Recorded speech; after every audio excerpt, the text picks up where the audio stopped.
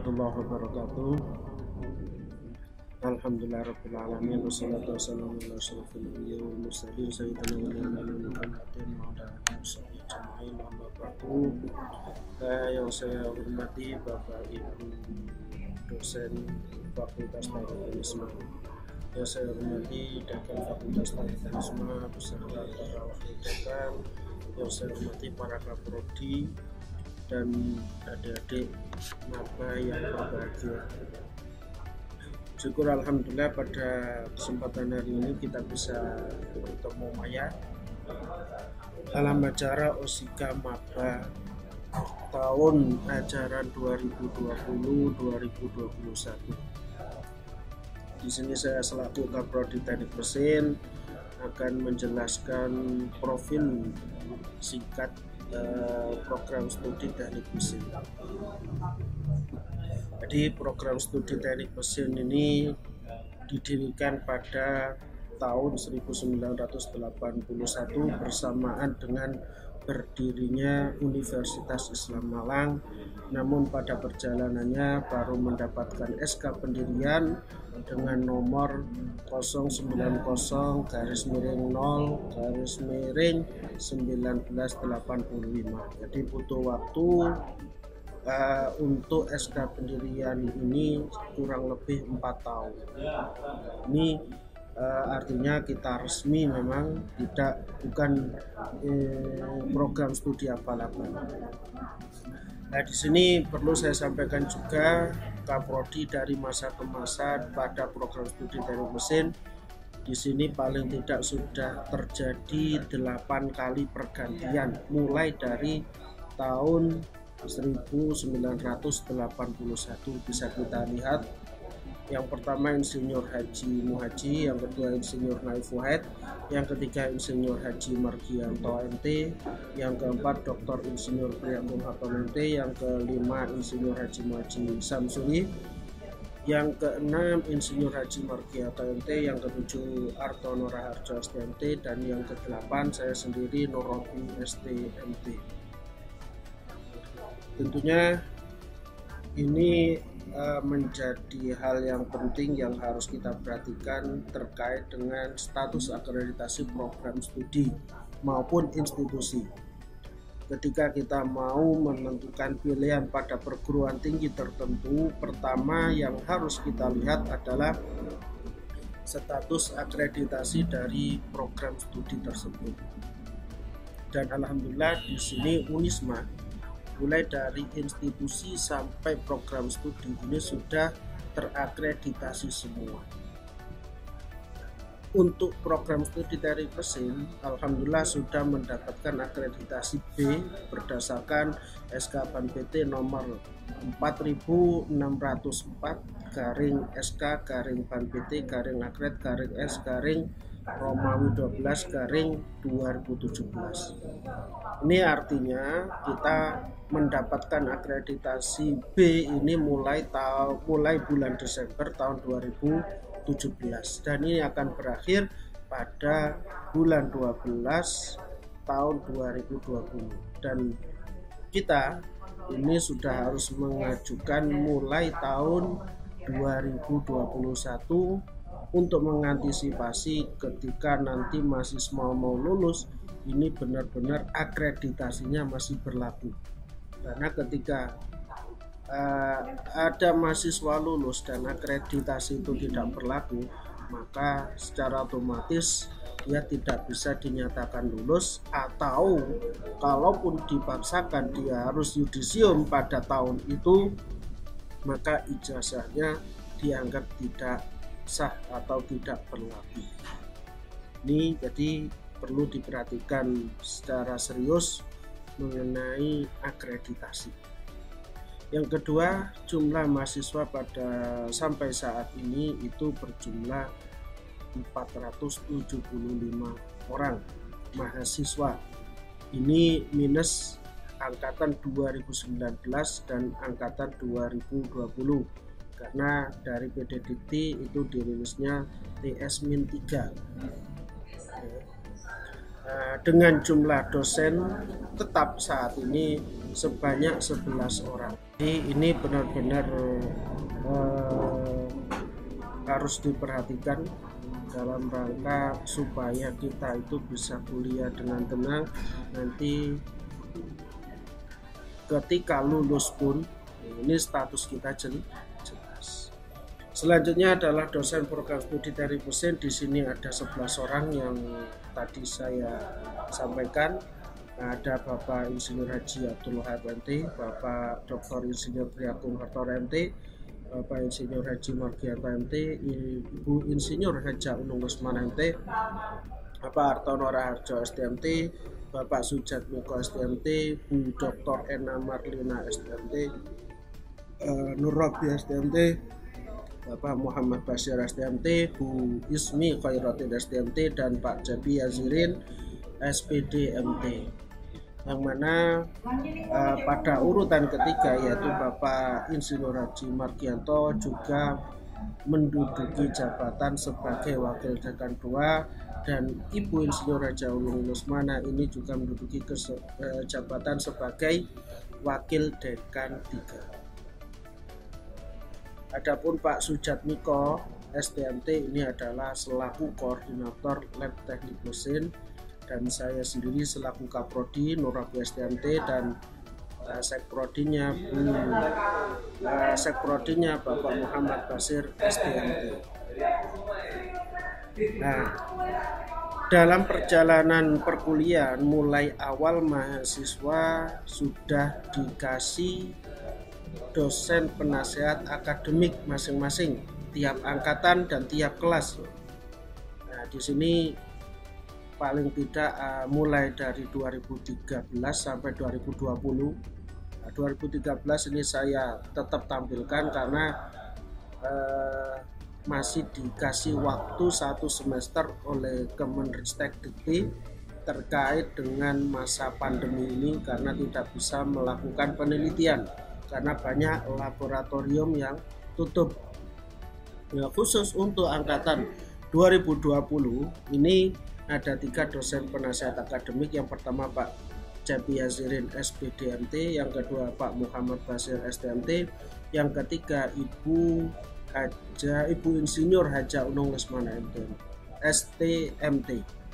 Nah, perlu saya sampaikan fungsi dosen penasehat akademik di sini ini untuk membantu mahasiswa ketika terjadi kesulitan terkait urusan akademik. Bahkan ada beberapa dosen penasihat akademik ini sampai masalah yang non akademik pun ini juga dibantu. Dalam artian di sini untuk mencari solusinya itu bagaimana, itu banyak juga dosen yang bersedia sampai ke urusan pribadi pun. Ini jadi fungsinya dosen penasihat akademik ini untuk ketika kita mau konsultasi ini langsung ke beliau-beliaunya. Misalkan mau memprogram KRS. Nah, ini mata kuliah apa saja yang harus saya tempuh? Nah, itu bisa ditanyakan kepada dosen penasihat akademik. Terus saya IPS dan IPK saya sekian, saya berhak mengambil berapa SKS. Nah, ini juga bisa ditanyakan. Banyak hal terutama yang berhubungan dengan akademik yang bisa ditanyakan kepada dosen penasehat akademik. Nih. Yang selanjutnya adalah status kita di PD Dikti. Ini penting saya informasikan, ini terkait dengan akreditasi tadi. Jadi status kita di PD Dikti itu aktif dengan kode program studi 21201. Nama program studinya teknik mesin, jenjang S1 akreditasi B, tanggal berdirinya di situ tertulis 12 Mei 1987, ya. Dengan rasio mahasiswa pada tahun akademik 2017-2018 ini 1,1:48. Nah, sedangkan tahun akademik 2018-2019 ini tidak jauh beda, 1:48. Ini artinya untuk saat ini rasio kita memang gemuk, padahal idealnya untuk jurusan eksak ini 1:30. Ini belum masuk Pak Cepi Hazirin karena beliau masuk itu ketika tahun ajaran 2019-2020 pada semester genap. Itu beliau baru bergabung di Teknik Mesin Unisma ini. Tapi dengan rasio segini ini juga masih minus mahasiswa tadi 2019 dan 2020. Jadi kemungkinan juga masih besar rasionya. Artinya kita masih membutuhkan tenaga pendidik atau dosen yang banyak untuk menunjang rasio ini. Adik-adik mahasiswa baru yang saya banggakan, perlu juga saya sampaikan di sini visi misi dan tujuan dari program studi teknik mesin. Visi dari teknik mesin yaitu menjadi program studi yang mampu menghasilkan lulusan yang kompeten dalam bidang ilmu teknik mesin, yang berwawasan lingkungan serta dilandasi Islam akidah ahli sunnah wal jamaah. Adapun misinya yang pertama yaitu menyelenggarakan proses pendidikan yang dapat menghasilkan lulusan yang berkompeten, beriman dan bertakwa kepada Allah Subhanahu wa taala serta terampil sehingga dapat berperan nyata dan bermanfaat dalam kehidupan bermasyarakat. Yang kedua, mengembangkan iptek atau ilmu pengetahuan dan teknologi dalam bidang teknik mesin yang berwawasan lingkungan melalui program penelitian atau Tridharma. Yang ketiga, menyebarluaskan hasil penelitian dalam bidang teknik mesin yang berwawasan lingkungan melalui program pengabdian kepada masyarakat. Jadi ini murni bentuk sumbangsih kita kepada masyarakat melalui program pengabdian yang dihasilkan dari produk penelitian. Yang keempat, menciptakan atmosfer akademik yang kondusif untuk meningkatkan kinerja dan kesejahteraan segenap sivitas akademika di lingkungan program studi teknik mesin. Tujuannya yang pertama menghasilkan sarjana yang punya kompetensi di bidang konversi energi dan teknologi produksi. Yang kedua, menghasilkan penelitian dalam bidang teknik mesin yang berwawasan lingkungan. Dan yang ketiga, mengembangkan pemberdayaan masyarakat dalam bidang teknik mesin yang berwawasan lingkungan. Yang perlu diketahui oleh adik-adik mahasiswa baru, di teknik mesin Unisma ini ada dua konsentrasi. Yang pertama, konsentrasi konversi energi, dan yang kedua teknologi produksi manufaktur. Ya, ini konsentrasi.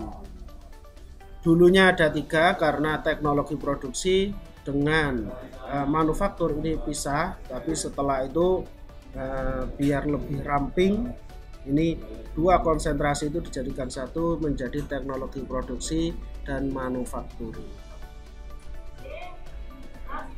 Nah, ini struktur organisasi teknik mesin Universitas Islam Malang.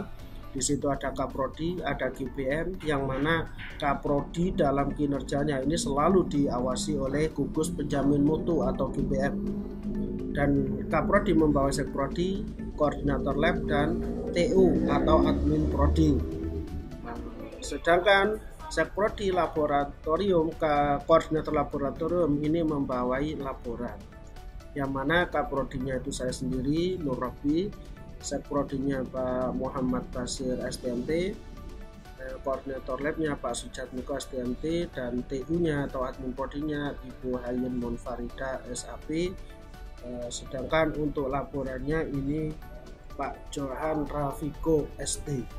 Jadi nanti bisa perkenalan. Adapun GPM di sini diketuai oleh Bapak Artono Raharjo STMT dan Bapak Priagung STMT. Ya. Perlu diketahui bahwasanya Unisma juga mempunyai program distingsi. Ya, sebelum ke distingsi, program kompetensi yang kompetitif yang ada di program studi teknik mesin. Yang pertama kaitannya dengan konsentrasi teknik konversi energi, yang kedua konsentrasi teknologi produksi dan manufaktur. Intinya sama-sama harus memiliki dasar pengetahuan dan sikap keterampilan profesional dalam bidang teknik, baik itu konversi energi maupun teknologi produksi dan manufaktur, mampu bekerja di bidang teknik konversi energi dan serta teknologi produksi dan manufaktur. Yang ketiga, mampu beradaptasi dan mengembangkan diri dalam perkembangan ilmu dan teknologi konversi energi dan juga teknologi produksi manufaktur. Yang keempat, mampu mendesain, menganalisis dan menggunakan software yang terkait dalam bidang konversi energi dan proses produksi serta manufaktur. Nah, profil lulusan teknik mesin Unisma, harapan kita yang pertama yaitu menjadi supervisor teknik, yang kedua menjadi seorang wirausahawan atau menjadi seorang teknopreneur, yang ketiga mampu menjadi konsultan teknik dalam bidang perencanaan, desain, dan analisis di bidang konversi energi dan teknologi manufaktur. Adapun distingsi atau kompetensi unggulan yaitu menjadi lulusan sarjana teknik mesin yang unggul dalam bidang teknopreneurship, teknologi tepat guna berbasis energi terbarukan. Nah, ini roadmap implementasi program distingsi. Jadi ada input atau mahasiswa baru, nah, nanti didukung dengan berbagai macam proses perkuliahan dan praktikum sehingga harapannya bisa terbentuk karakter teknopreneurship, teknologi tepat guna berbasis energi terbarukan atau renewable energy. Nah, inputnya di sini untuk menghasilkan lulusan sarjana teknik mesin yang unggul, maka yang pertama harus mempunyai SDM yang kompeten dalam bidang energi terbarukan, teknologi tepat guna, dan teknopreneur. Alhamdulillah dosen-dosen kita sudah mempunyai konsentrasi yang berbeda dan mempunyai kompetensi yang berbeda, baik itu energi terbarukan, teknologi tepat guna maupun teknopreneurship. Yang kedua, riset dan produk yang telah dihasilkan oleh para dosen ini sudah mengarah ke energi terbarukan dan sudah mengarah kepada teknologi tepat guna. Samping itu telah tersedianya sarana prasarana pendukung berupa laboratorium, baik itu pengujian logam, proses produksi, fenomena dasar mesin, motor bakar, mekanika fluida, prestasi mesin, CNC, komputer, dan laboratorium fisika. Serta yang sedang dipersiapkan ini adalah laboratorium solar cell dan AC. Di samping itu kita juga mempunyai kerjasama dengan mitra pengembangan, baik itu level regional maupun di tingkat nasional. Untuk sebaran mata kuliah tiap semester atau kurikulumnya ini sudah terbagi dalam tiap semesternya mulai dari semester 1 sampai dengan semester 8. Harapannya mahasiswa teknik mesin itu tidak sampai lebih dari 8 semester kuliahnya, maksimal diusahakan 8 semester. Syukur-syukur bisa kurang atau cuma 7 semester sehingga nanti predikat kelulusannya bisa jadi cum laude. Itu harapan kita. Praktikum yang ada di teknik mesin sementara ini masih terdapat 6. Seperti yang saya sampaikan tadi, masih dalam proses yang 2. Yang pertama AC, yang kedua solar cell. Ini masih dalam proses semuanya, menyiapkan perangkat-perangkatnya. Nah, yang sudah ada, yang pertama adalah praktikum fisika, yang kedua praktikum proses produksi, yang ketiga praktikum fenomena dasar mesin, yang keempat praktikum ujian logam, 5 praktikum prestasi mesin, dan yang keenam CNC. Jadi paling tidak nanti ada 8 praktikum yang ada di program studi teknik mesin, dan itu semuanya wajib ditempuh. Di samping kurikulum dengan berbagai macam mata kuliah dan praktikum tadi, pada program studi teknik mesin ini juga ada tugas besar terstruktur, dan ini wajib ditempuh oleh mahasiswa, baik itu individu maupun kelompok. Yang pertama adalah mekanika fluida, elemen mesin, termodinamika, dinamika, kinematika, dan menggambar mesin. Ini hukumnya wajib dan nanti dibuktikan dengan kartu puas oleh yang itu nanti akan ditandatangani oleh dosen pembimbing dan menjadi prasyarat baik itu PKN, KKN maupun yudisium atau pengajuan skripsi. Nah, ketika mahasiswa telah menempuh 110 SKS, maka di sini mahasiswa berhak untuk melakukan PKN atau program kerja nyata. Ini langsung terjun ke industri dengan berbagai macam persyaratan yang tertera di sini. Ini persyaratan-persyaratan yang harus dipenuhi sebelum melakukan PKN. Di samping itu sekarang ada program magang mahasiswa bersertifikat, yaitu magang di BUMN, dan ini kesempatannya langka sekali, dan alhamdulillah Unisma terutama teknik mesin kemarin mendapatkan prioritas terbanyak ya, seluruh Unisma. Jadi banyak sekali mahasiswa yang lolos untuk mengikuti magang BUMN atau PMMP, program magang mahasiswa bersertifikat, dan itu dilaksanakan selama 6 bulan dan otomatis akan dikonversi ke mata kuliah sebanyak 20 SKS. Yang selanjutnya adalah KKN. Sebetulnya KKN ini programnya Lembaga Penelitian dan Pengabdian Masyarakat. Cuman untuk mengcover terlaksananya KKN ini, mahasiswa juga harus memenuhi beberapa syarat agar bisa mengikutinya. Ya, minimal telah menempuh 120 SKS.